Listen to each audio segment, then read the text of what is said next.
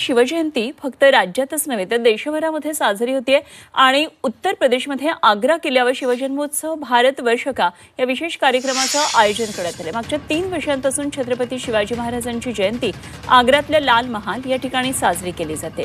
लाल महाल फक्त औरंगजेब सोबत संबंधित नाही तर छत्रपती शिवाजी महाराजांचा अचाट पराक्रम आणि गरिमी काव्याची साक्ष म्हणून देखील या लाल महालाकडे पाहिलं जातं।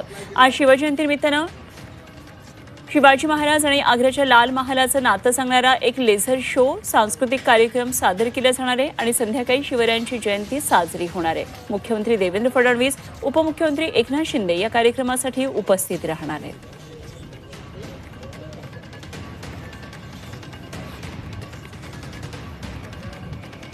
अजिंक्य देवधर प्रतिष्ठान व महाराष्ट्र सरकारचं कल्चर डिपार्टमेंट यांच्या संयुक्त विद्यमानाने आम्ही आग्र्याच्या या लाल किल्ल्यामध्ये 4थ्या वर्षी शिवजयंती साजरी करतो।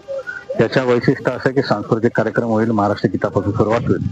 महाराष्ट्र राज्याचे मुख्यमंत्री आदरणीय देवेंद्र फडणवीस साहेब, उपमुख्यमंत्री आदरणीय एकनाथ शिंदे साहेब, केंद्रीय मंत्री CR पाटील साहेब, राजस्थानचे राज्यपाल आदरणीय हरिभाऊ बागडे साहेब, हरिभाऊ नाना, आशिष शेलार साहेब व इतर मान्यवर, उत्तर प्रदेशमध्ये सर्व मान्यवर, भारतातून येणारे सर्व शिवभक्तांच्या साक्षीने उद्या संध्याकाळी शिवजन्मोत्सव भारतवर्षाचं साजरा होणार आहे। तसंच या कार्यक्रमाचे वैशिष्ट्य म्हणजे देशातनं शिवभक्तांना आम्ही आमंत्रित केलेलं आहे। काही मान्यवरांचं स्वागत त्यांनी शिव कार्यकर्त्यांचे या ठिकाणी ठेवण्यात आलेलं आहे। याच पार्श्वभूमीवर महाराष्ट्र गीत होईल, त्यानंतर छत्रपती शिवाजी महाराजांचा जन्मोत्सव जो सोहळा असतो पाळणा त्याचं सादरीकरण होईल।